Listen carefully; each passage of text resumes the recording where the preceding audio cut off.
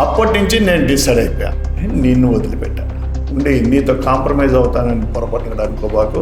1,90,00,000 చిల్లర, అందులో అంత పెద్ద వ్యక్తి, మేము ఖచ్చితంగా అడగడానికి లేదు. అతని క్రిమినల్ మైండ్ ఇక్కడ ఉపయోగించాల్సిన అవసరం ఉందా?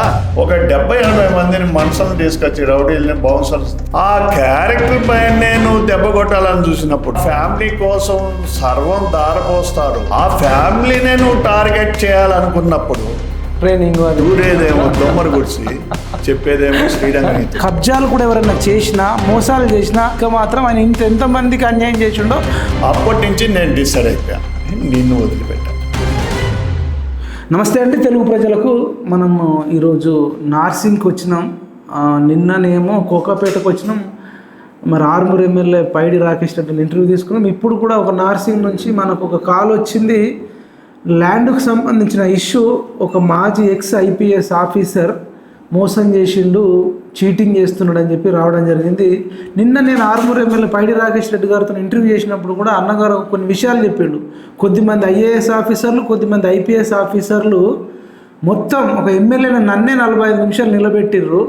వాళ్ళు ఒక్కొక్కరు బయట మోకిళ్ళల్లో కానీ, కోకాపేటలో కానీ, ఇంకా అవుట్ సైడ్లో కానీ కోట్ల రూపాయలు, వేల కోట్లు సంపాదించుకుంటారు అంటారు. ఇదే విధంగా ఇప్పుడు ఒక ఎక్స్-IPS ఆఫీసర్ ఈత ముక్కల దామోదర్ అనే వ్యక్తి కూడా మోసం చేసిండంటే, నేను ఇన్ని రోజులు రాజకీయ నాయకులు దుర్మార్గులు ఉంటారు ఎక్కువ అని అనుకున్నాం. కానీ ఇప్పుడు అధికారులు కూడా IASలు, IPSలలో కూడా చాలామంది మోసాలకు, దుర్మార్గాలకు పాల్పడుతున్నారని మాకు తెలిసింది. అసలు ఆ స్టోరీ ఏంది, వాటన్నిటిపైన మనం మాట్లాడదాం. మనకు బాధితుడు ఉన్నాడు మన సైడు. ఆ బాధితుడు చాలా పాపులర్ వ్యక్తి, లెక్కాల ఇన్ఫ్రా ప్రైవేట్ లిమిటెడ్ కంపెనీకి చైర్మన్. పురుషోత్తం నాయుడు అంటే అసలు తెలియని వాళ్ళు ఉండరు బిజినెస్ సర్కిల్లో. వారు గతంలో ఒరిస్సా సీఎం, మరి 5 సార్లు గెలిచిన ఒరిస్సా సీఎం నవీన్ పట్నాయక్ గారు అంటే దేశంలో ఎంత బ్రాండు, అట్లాంటి బ్రాండ్ ఉన్న వ్యక్తి, కాంట్రాక్టర్ కూడా అన్న మరి పురుషోత్తం నాయుడు గారు. అసలు అంత పెద్ద వ్యక్తికే కష్టం వచ్చిందంటే ఆ IPS ఎట్లాంటి దుర్మార్గాలు చేస్తున్నాడు అనే విషయాల మీద ప్రజలందరికీ తెలియాలి కాబట్టి మన PMR TV ఛానల్ నుంచి వచ్చినాం. సార్ మనతో పాటు ఉన్నాడు. సార్ నమస్తే.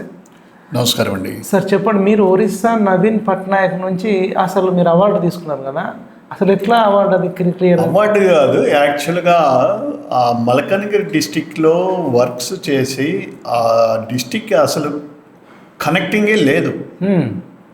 దగ్గర ఈరోజు మనం 2005లో ఉన్నాము, ఒక 40 years బ్యాక్ ఉన్నట్టుంటుంది ఆ డిస్టిక్. ఆ టైంలో 2011 to 15 వరకు చాలా బ్యాక్వర్డ్ ఏరియా. రోడ్స్ కనెక్టింగ్ ఏమీ ఉండదు, అంత అధ్వానంగా ఉండేది. నా అవసరం నిమిత్తం అక్కడ వర్కులు తీసుకొని చేయంగా ఏదో ఆ టైంలో నా పరిస్థితిని బట్టి ఇంకా చావోరేమో అన్నట్టు ఆడ సెన్సిటివ్ ఏరియాలో వర్క్స్ చేసి కంప్లీట్ చేశాం కాబట్టి ఆ రోడ్డు కనెక్టింగ్ అంతా ఏర్పడింది. కాబట్టి అప్పుడు ఆ స్టేట్ సీఎంగా ఆయన పిలిపించుకొని అప్రిషియేషన్ చేస్తూ 10 మందికి ఇతను ఆదర్శం కావాలనేసి 10 మందికి ఇతను ఆదర్శంగా తీసుకొని ఆ ఏరియా అంతా డెవలప్ చేయండి అనేసి, ఆ ఏరియాలో ఆ టాక్టిక్స్ తోటి డెవలప్ చేయండి అనేసి 10 మంది ముందు చెప్పడం. ఆ గ్రేట్, అంత పెద్ద మనిషి ఆయన.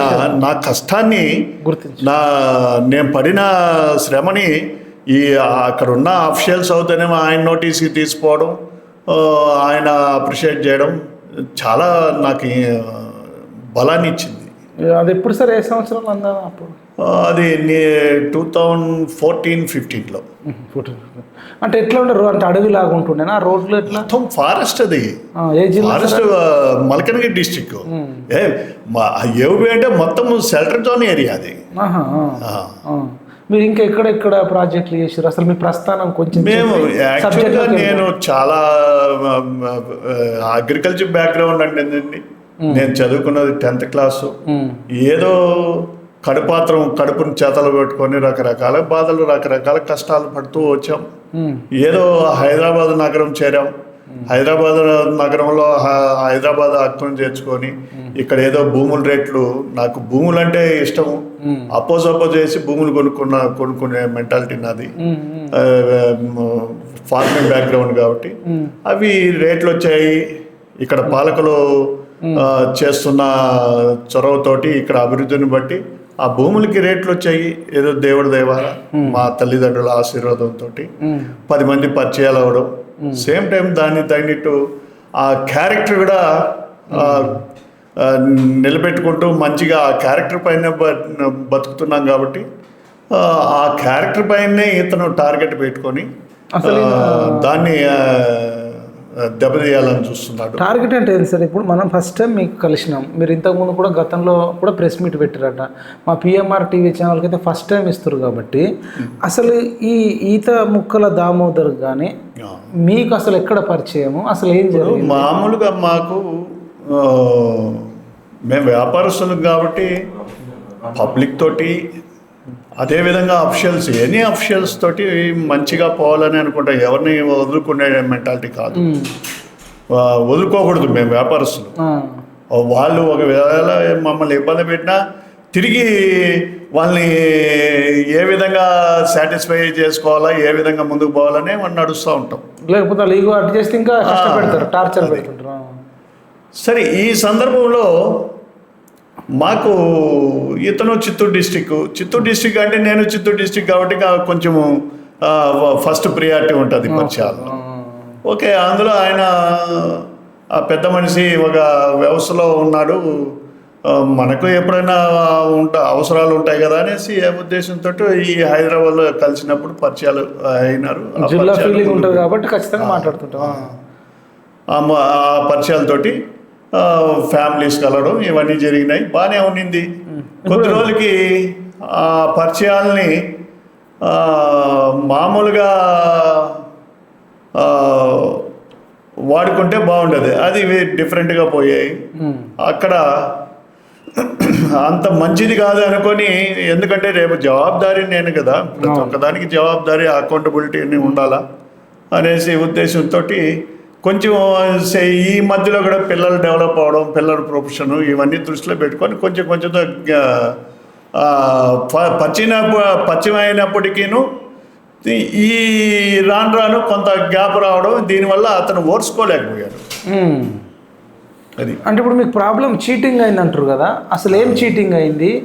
ఎన్ని గజాల భూమి? అసలు వ్యవసాయం 1730 గజాలు భూమి రిజిస్ట్రేషన్ చేసుకున్నాడు అతని భార్య పేరు. ఎక్కడ ఇది? నా ఇంటి పక్కనే, మంచిరేవుల శ్రీనగర్ ఆమ్లెట్. ఇతనికే కాదు, నాకు వాళ్ళ వైఫ్ కమ్మినారా? ఇతనికే కాదు, నేను కొంతమందికి నేరుగా కూడా నేనే రేటు ఫైనల్ చేసి ఇప్పించిన సందర్భాలు ఉన్నాయి. కొంతమందికి ఐఏఎస్లకు అవుతానేమి, ఎవరు ఫ్రెండ్స్కి అవుతానేమి, డాక్టర్స్కి అవుతానేమి, నాకు తెలిసిన వాళ్ళు అందరికీ సరౌండర్లో దగ్గర 10-15 మందికి ఇప్పించా. అందరూ హ్యాపీ. ఎందుకంటే నేను అక్కడ ఇల్లు కట్టుకుంటున్నాను, వాళ్ళు కూడా నాతో పాటు ఉంటే మంచి కమ్యూనిటీ ఉంటుంది అనే ఉద్దేశంతో ప్రతి ఒక్కరిని అక్కడ ఇన్వాల్వ్ చేశాం.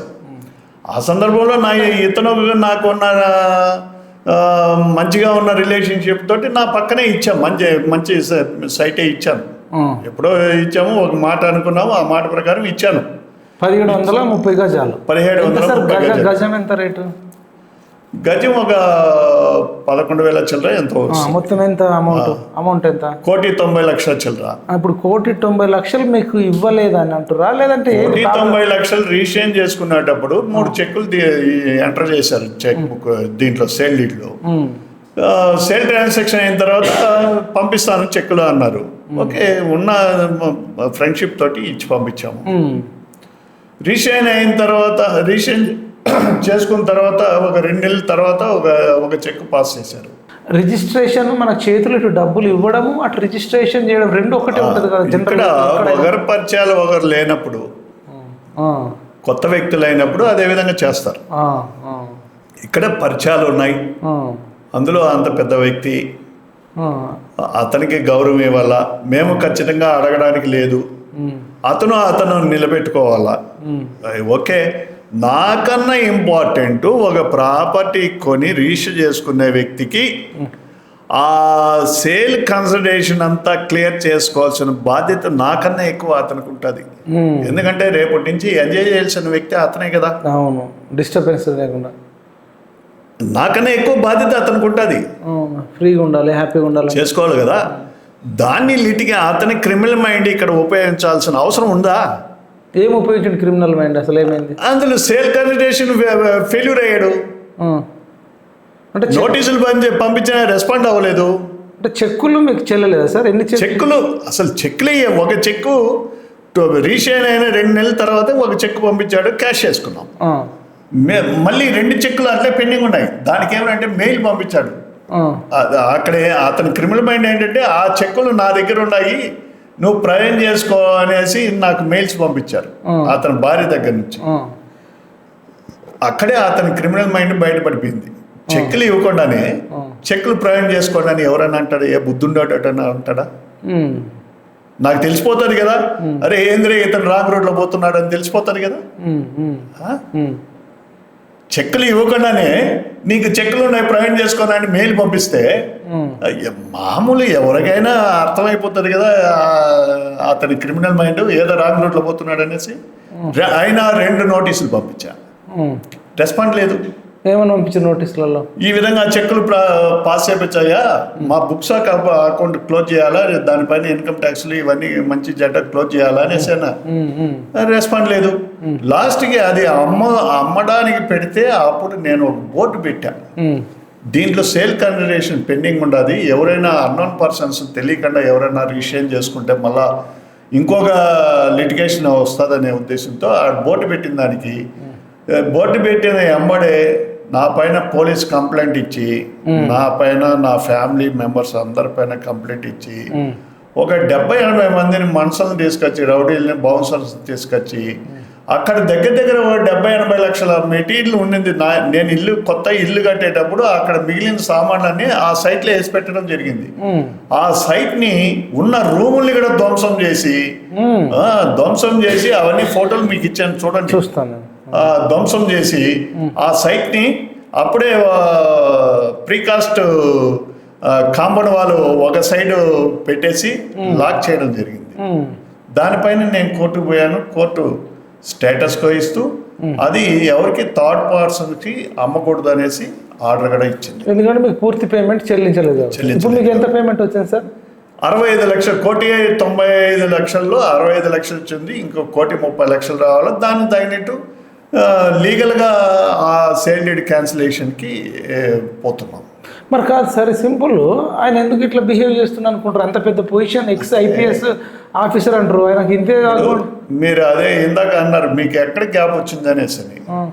నేనన్నా నా మెంటాలిటీ అయినా అతనికి నచ్చకుండా ఉండాలా, అతని మెంటాలిటీ నాకన్నా నచ్చకుండా ఉండాలా, ఇలాంటి ఇద్దరు మెంటాలిటీ అయినా ఇతరు థర్డ్ పర్సన్ నచ్చకుండా ఉండాలా. ఆ గ్యాప్ వచ్చినది అక్కడనే. సరే గ్యాప్ రావచ్చు, ఏమన్నా రావచ్చు, సెటిల్మెంట్ చేసేసుకొని తర్వాత మీరు మాట్లాడుకున్నాం కదా, మాట్లాడినా అది ఉండాలి కదా. ఈ డబ్బులు ఇవ్వకుండానే అతను నన్ను ఏదో ఒకటి అరెస్ట్ చేయాలా. వీడు ఏం చేస్తాడు, వీడు ఏం చేసుకుంటాడు, ఎవరు లేరు అనుకుంటున్నా. మీరు ఆల్రెడీ నవీన్ పట్నాయక్ లాంటి వ్యక్తులనే వాళ్ళంతా రారు కదా. అతను ఏమంటే నన్ను చూపిస్తున్నాడు కదా క్రిమినల్ గాను, నేను ఒక ఇంకోటి గాను చూపించాలనే ప్రయత్నం. ఆ విధంగా చూపిస్తూ నన్ను లొంగ తీసుకోవాలా అనేసి ఆ మెంటాలిటీ ఉన్న వ్యక్తి.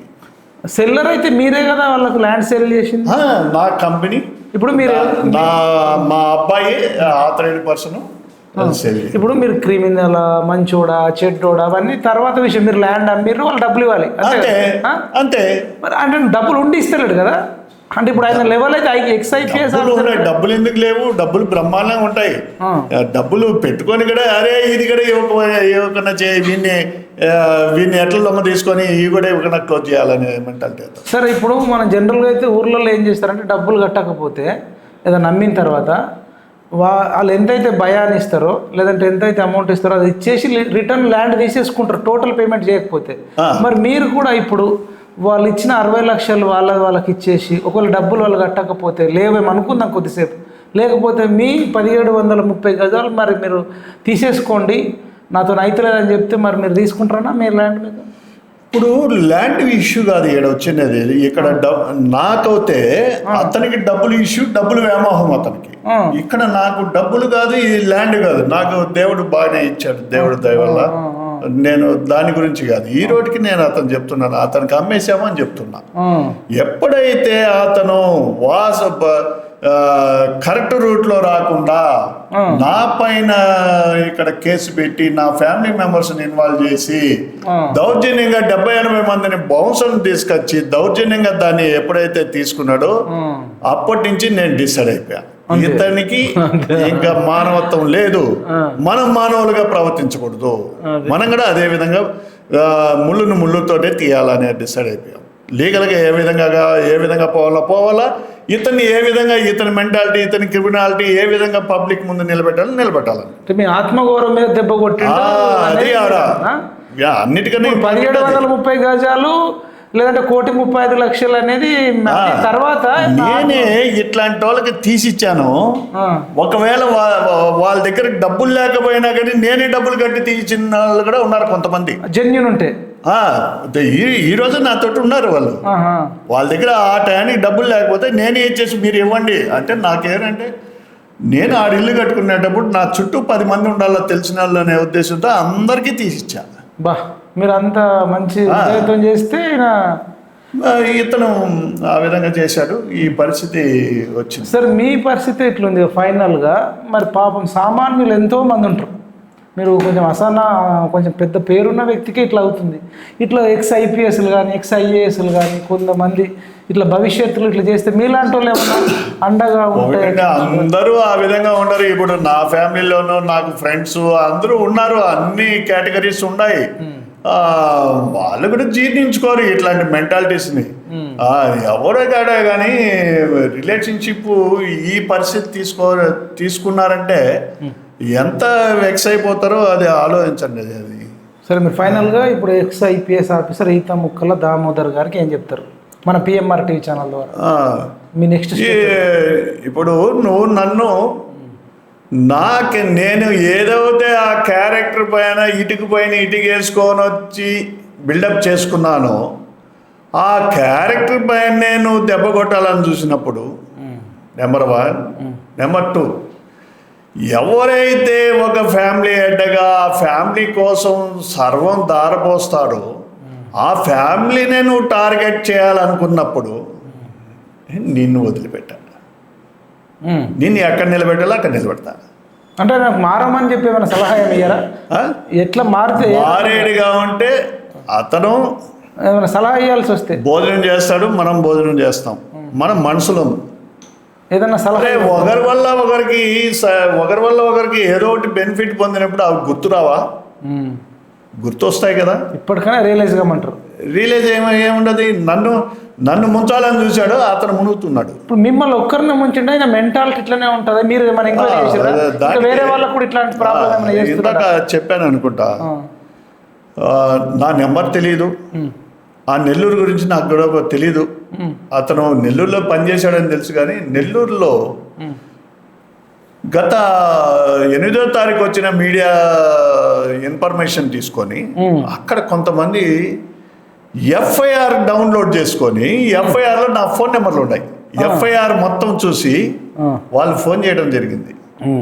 అక్కడ పనిచేసేటప్పుడు అతని పవర్ని ఏ విధంగా దుర్వినియోగం చేశాడు, ఏ విధంగా హరాస్మెంట్ చేశాడు, ఏ విధంగా బినామాస్తులు ఉన్నాయి అక్కడ చెప్తూ ఒక పెద్ద వ్యక్తి ఇతను పెట్టిన హరాస్మెంట్కి ఏదో జబ్బు చేసి కూడా చనిపోయాడు అన్నారు. వాళ్ళని బయట పెట్టేది కరెక్ట్ కాదని నాకు తెలియదు, కానీ ఈ మాట చెప్పారు. సార్ ఇతనికి ఎవరు ఎదురుపడలేదు ఇతని మెంటాలిటీకి అని చెప్పుకొస్తూ వాళ్ళు చెప్పడం జరిగింది. అప్పుడు అనుకున్నా, ఓహో చాలా నేనే కాదు ఇంకా మంది ఉన్నారేమో అనేసి అని. అంటే దీనికి అందుకే నేను ఒక నెంబర్ కూడా ఇవ్వాలనుకుంటున్నాను. మీరు ఇవ్వండి సార్, బాధితులకు చాలా మంది ఇప్పుడు మీరంటే ఎదుర్కొంటారు, హైదరాబాద్లో ఉన్నారు, మీకు బాగా బలంగా షార్ట్లీ నేను ఇస్తాను. ఆయన బాధ అట్లీస్ట్ ఆయన బాధితులు ఎవరైనా ఉంటే ఒక టోల్ ఫ్రీ నెంబర్ లాగా ఏర్పాటు చేసి ఆ నెంబర్ ఇస్తాను. ఎవరైనా కానీ మెసేజ్ కానీ మెయిల్ కానీ పంపించవచ్చు ఇతని వల్ల. వారికి అందరికీ నేను డెఫినెట్లీ నేను అండగా ఉంటాను. ఇంతవరకు వచ్చినప్పుడు ఎక్కడ కాంప్రమైజ్ అవ్వాల్సిన పని లేదు. చాలా నన్ను ఆల్మోస్ట్ ఆల్ 75% నా ప్రాణం తీసేసావు. 25% ఉండేది. ఈ 25% పైన నేనేదో పిరికొల్లాగా ఉండి నీతో కాంప్రమైజ్ అవుతానని పొరపాటుగా అనుకోబాకు. నీ బతుకు తెలిసిపోయింది అందరికీ. నాకే కాదు, నేను ఒక్కడ ముందుకు వచ్చాను. నాకు ఎంతమంది సపోర్ట్ చేస్తున్నారో నీ బాధ్యతలు వాళ్ళందరి లిస్ట్ కూడా తయారు చేస్తాను. రైట్ అన్న, థ్యాంక్ యూ సో మచ్ అన్న, థ్యాంక్ యూ సో మచ్. ఇదండి మరి పురుషోత్తం నాయుడు గారు సంచలన విషయాలు వెల్లడించిండు. ఇన్ని రోజులు నాకు ఒక్కడికే చేసిండు అనుకున్నా, కానీ ఇప్పుడు ఇంకా అనేక మందికి కూడా మరి IPS ఆఫీసర్ ఈత ముక్కల దామోదర్ గారు ఆయన సర్వీస్లో ఉన్నప్పుడు కూడా వేరే వాళ్ళకు కూడా చేసిండనే ఆరోపణలు వస్తున్నాయి. ఒక అతను జబ్బు బట్టి చనిపోయిండు అనేది కూడా అంటున్నాడు. ఇక నుంచి ఇన్ని రోజులు నా కోసమే నాకు అన్యాయం చేసిండని కొట్లాడినా ఇక మాత్రం ఆయన ఎంతమందికి అన్యాయం చేసిండో వాళ్ళ లిస్ట్ అంతా తీసి వాళ్ళందరితో పాటు న్యాయబద్ధంగా లీగల్గా చట్టబద్ధంగా కొట్లాడుతని చెప్తున్నాడు. మేము PMR TV ఛానల్ నుంచి కూడా మీడియా పరంగా చెప్తున్నాం, ఒకవేళ వాళ్ళు ఇట్లనే అంటే చెక్కులు ఇవ్వకుండా చెల్లకుండా డబ్బులు పూర్తి పేమెంట్ చేయకుండా అంటే ఫ్రెండ్షిప్ను స్నేహితులని నమ్మించి మోసం చేసే వాళ్ళు ఎవరన్నా ఉన్నా ఈ తెలంగాణ రాష్ట్రంలో కానీ తెలుగు రాష్ట్రంలో కానీ మీ గొంతు ఎవరన్నా కోసినా నమ్మించి మోసం చేసినా స్నేహం అనే ముసుగులో రిజిస్ట్రేషన్ తర్వాత డబ్బులు ఇస్తా అని చెప్పి ఇవ్వకపోయినా ఇట్లాంటి ఎవరైనా కబ్జాలు కూడా ఎవరైనా చేసినా మోసాలు చేసినా మా PMR TV ఛానల్కు కింద లైన్ స్క్రోలింగ్లో నంబర్ వస్తుంది, చెప్పండి. మీ దగ్గరకు కూడా వస్తాం, మీ వాయిస్ కూడా తీసుకుంటాం. దుర్మార్గులపైన మోసగాళ్ళపైన కొట్లాడాల్సిన బాధ్యత మనందరిపైన ఉందని తెలియజేస్తూ సార్కు పూర్తిగా అండగా ఉంటుంది మా PMR TV అని పురుషోత్తం నాయుడు గారికి మేము పూర్తిగా అండగా ఉంటామని నేను చెప్తున్నాను. ఇతను ఇప్పుడు రిటైర్డ్ అయిపోయినాక మళ్ళీ మొన్నటి వరకు నా కంపెనీగా పేరు కూడా పెట్టుకున్నాడు. ఇతను కన్సల్టెన్సీగా పనిచేస్తుంటాడు. మొన్న రీసెంట్గా 1 month బ్యాక్ కూడా నా కంపెనీ పేరు ఉండే అతను దీంట్లో ఇన్స్టాగ్రామ్లో. అది రీసెంట్గా ఇప్పుడు చూస్తే లేదు. కొన్ని కంపెనీలకి కన్సల్టెన్సీగా పనిచేస్తున్నాడు. అదేవిధంగా the great organization Telangana police అకాడమీకి కూడా ఇతను క్లాసులు పోతుంటాడు. ఈ పెద్ద మనిషి పోయి నీతులు చెప్తాడు. ట్రైనింగ్ దూరేదేమో దొమ్మరు గుడిసి చెప్పేదేమో శ్రీరంగ నీతులు. ఇట్లాంటి వాళ్ళు ఎక్కువైపోయారు ఈ మధ్యకాలంలో. ఇదే విధంగా మీడియాలో కూడా వచ్చి ఇతను కొన్ని సూక్తులు కొన్ని చెప్తా ఉంటాడు మీడియా మెయిన్ ప్రముఖ మీడియా సంస్థల్లో. అది కూడా మీడియాలో కూడా ఇతను ప్రవచనాలు చేస్తాం, నీతులు కౌన్సిలింగ్ చేసినట్టు ట్రైనింగ్ అని. మంచి వ్యక్తి లెక్క. దయచేసి మంచి వ్యక్తిని సపోర్ట్ చేద్దాం, ఏమి ఇబ్బంది ఏం లేదు. మంచి వ్యక్తుల్ని ఎంతవరకైనా సపోర్ట్ చేద్దాం, వాళ్ళకు కాళ్ళు మొక్కదాం, వాళ్ళని ఎంతవరకైనా. కొంతమంది ఉన్నారు మహానుభావులు, వాళ్ళ సూక్తులు వింటూ ఉంటాం. వాళ్ళు మంచిగా ఉంటారు నిజంగా. చాగంటి కానీ గరికపట్టి వాళ్ళు వేరు. వాళ్ళకి దండం పెడదాం, కాళ్ళు మొక్కదాం. మా చిత్తూరు డిస్టిక్ నుండి మేడసాని మోహన్ గారు ఉన్నారు, పెద్ద ఆయన. ఇట్లాంటి వాళ్ళకి కాళ్ళు మొక్కుతాం, దేవుళ్ళలాగా పూజిస్తాం. కానీ ఇట్లాంటి వాళ్ళు అంటే నాకు జరిగిన అన్యాయం అని నేను చెప్పట్లేదు. ఎవరైతే ఇతనికి ఆశ్రయం ఇస్తున్నారో వాళ్ళకే తెలిసిపోతుంది. కొంచెంసేపు ఉండగానే 1 రోజు 4 రోజులు ఉండగానే తెలిసిపోతుంది అతని మెంటాలిటీ. రైట్ అండి, థ్యాంక్ యూ సో మచ్. ఇదండి ఈ స్టోరీ వల్ల మనకు తెలిసిన నీతి ఏంటంటే, మీరు భవిష్యత్తులో ఎక్కడైనా ల్యాండ్ కొనుక్కున్నా 100 గజాలు 50 గజాలు ఎక్కడ కొనుక్కున్నా మావోడే కదా మంచోడే కదా, గతంలో నాతో మంచిగా అన్నం తిన్నాడు కదా, నీళ్ళు తాగిండు కదా, చెట్టా బట్టలు వేసుకొని ఫ్రెండ్షిప్ చేసినామని చెప్పి చూసుకుందాం పోని తర్వాత ఇద్దులే అనకుండా దయచేసి రిజిస్ట్రేషన్ టైంలోనే డబ్బులు తీసుకోవాలి. ఒకవేళ తీసుకోకపోతే ఇప్పుడు అన్న అడిగితే అన్న మీదనే మళ్ళీ వాళ్ళ ఇంటికి వచ్చి వాళ్ళ మీద కేసులు పెట్టి వాళ్ళ ఆత్మగౌరవం మీద దెబ్బతీసిరట. అంటే ఇచ్చేటప్పుడు కూడా రేపు అప్పులు మీరు ఎప్పుడన్నా ఎవరికైనా అప్పులు ఇచ్చేటప్పుడు కూడా అన్న దండం పెడతన్నా అప్పు ఇయ్యన్న, 1,00,000 రూపాయలు ఇయ్యన్న, 2 లక్షలు ఇయ్యనని బతిలాడతారు. మళ్ళీ తిరిగి అడిగితే మన మీదనే కేసులు పెట్టే ప్రబుద్ధులు తయారయ్యారు. అట్లాంటి కేసే ఇట్లా అనిపిస్తుంది. కాబట్టి దయచేసి ఎట్టి పరిస్థితులలో డబ్బులకు సంబంధించిన ఆర్థిక లావాదేవీలలో ఎట్లా పడితే అట్లా ఎవరిని పడితే వాళ్ళని అసలు నమ్మకండి. ఇవాళ అన్ని ఆర్థిక లావాదేవీలు అయిపోయినాయని తెలియజేస్తూ మా పిఎంఆర్ టీవీ చూసే వాళ్ళందరికీ కూడా ముందస్తుగా జాగ్రత్తలు తెలియజేస్తూ, ఓకే సార్ మీకు పూర్తిగా మా ఛానల్ ఉంటుందని మేము మాటిస్తున్నాం.